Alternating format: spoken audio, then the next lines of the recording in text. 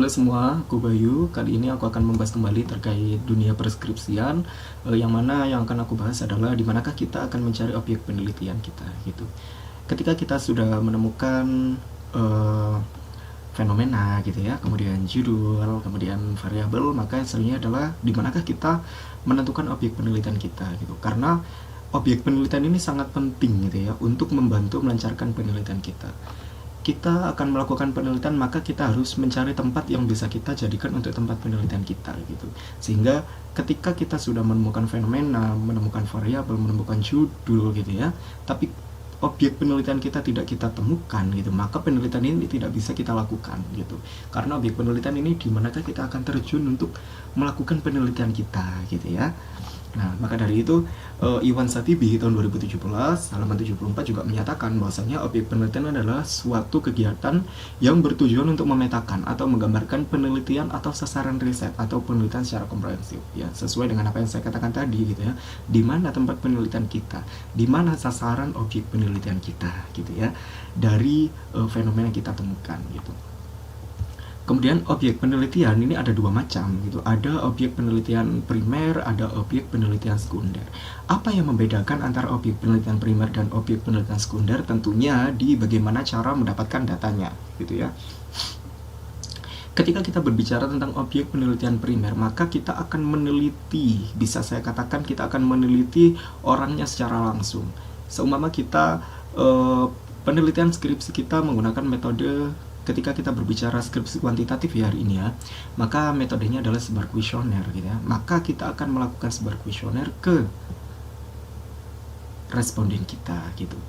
Tetapi ketika kita berbicara tentang objek penelitian secara sekunder, contohnya ketika skripsi kita membahas tentang laporan keuangan, maka yang akan kita teliti adalah datanya gitu. Bisa dikatakan perbedaannya adalah objek penelitian primer itu adalah langsung ke respondennya, kalau sekunder ke datanya. Contohnya, ketika kita berbicara skripsi laporan keuangan, maka yang kita teliti adalah laporan keuangan tahunan atau laporan keuangan bulanan gitu ya, atau laporan keuangan per semester. Nah itu kan itulah yang dinamakan dengan objek penelitian yang sekunder gitu. Jadi cara membedakan adalah bagaimana cara mendapatkan data penelitian itu gitu. Kemudian ada beberapa hal yang perlu diperhatikan dalam menentukan objek penelitian. Yang pertama adalah spesifik. Jadi kita harus spesifik apa hal yang akan kita teliti gitu ya. Contohnya semua kita meneliti pemasaran di wilayah Surabaya gitu ya. Nggak mungkin kita akan meneliti pemasaran secara umum. Jadi kita harus spesifik pemasarannya dalam hal apa gitu ya. Contohnya dalam hal harga gitu ya, sama atau mungkin kualitas barang gitu. Nah itu kan spesifik gitu. Kita meneliti di perusahaan A gitu, perusahaan penjualan jasa gitu ya. Sehingga kita yang diteliti itu pemasarannya dalam hal harga yang ditawarkan bagaimana gitu, kualitas barang yang ditawarkan bagaimana. Jadi harus spesifik. Kemudian harus terukur gitu ya. Contohnya seumpama kita meneliti tentang keuangan, di situ kan kita pasti akan bertemu dengan data-data gitu ya. Bagaimana nilai-nilainya itu juga harus terukur sehingga penelitian kita itu bisa sesuai dengan apa hal yang dapat dicapai gitu. Ketika berbicara tentang hal yang dapat dicapai dan realistis, ini akan berkaitan gitu ya. Hal yang dapat dicapai ini apa? Berkaitan dengan tujuan penelitian kita. Kita ingin meneliti tentang apa gitu ya. Karena kalau tidak ada tujuan gitu, maka penelitian kita tidak akan bisa berjalan gitu. Sehingga meskipun ada tujuan, penelitian kita itu harus sesuai dengan kenyataan, tidak ada penelitian yang mengada-ngada. Jadi harus realistis, harus real gitu ya, bisa dikatakan seperti itu. Kemudian terkait jangka waktu. Ketika kita berbicara tentang jangka waktu, maka di sini akan berkaitan dengan berapa lama durasi kita penelitiannya itu ya. Penelitian kita itu berapa lama gitu.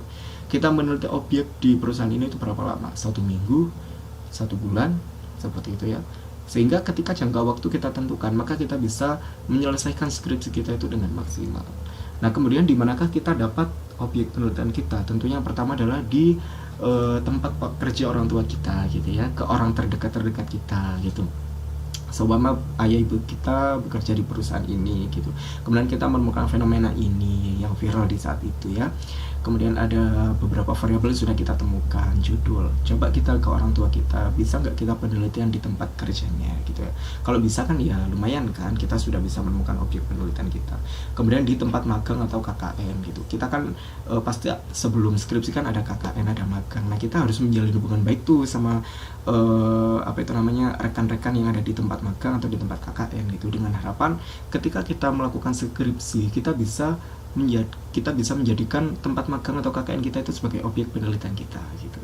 Nah, selain itu kan kalau kita memang bisa menjaga hubungan baik ya dengan mereka-mereka yang beliau-beliau yang ada di tempat magang atau tempat KKN, nah kan suatu saat seumpama kita kan bisa diambil untuk menjadi pegawainya dan lain sebagainya. Maka dari itu menjalin hubungan baik dengan mitra gitu ya, itu sangat sangat harus gitu ya. Kemudian ada perusahaan yang telah bekerja sama dengan kampus kita gitu ya.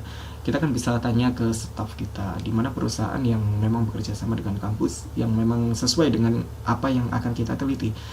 Jadi harus berkaitan gitu ya. Tidak ada suatu perbedaan gitu ya, antara fenomena dengan perusahaan yang kita teliti. Nanti fenomenanya tentang ini menelitinya di perusahaan yang bekerja sama dengan kampus tentang itu kan berbeda, nggak bisa. Jadi harus ada kaitannya gitu.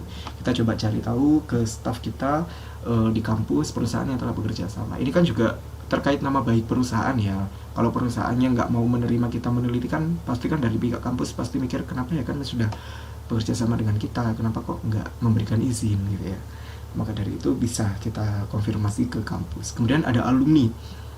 Kita kan juga harus menjalin hubungan baik dengan alumni sebelum kita gitu ya.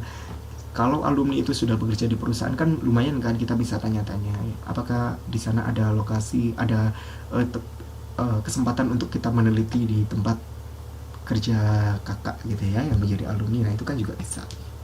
Kemudian di wilayah sekitar, ketika kita berbicara tentang wilayah sekitar, di situ adalah kita akan berbicara tentang wilayah sekitar kita gitu. Contohnya kita meneliti tentang UMKM. Di wilayah sekitar kita ada UMKM. Fenomenanya sesuai dengan apa yang ada di UMKM itu. Nah, kita kan bisa meneliti di situ tuh.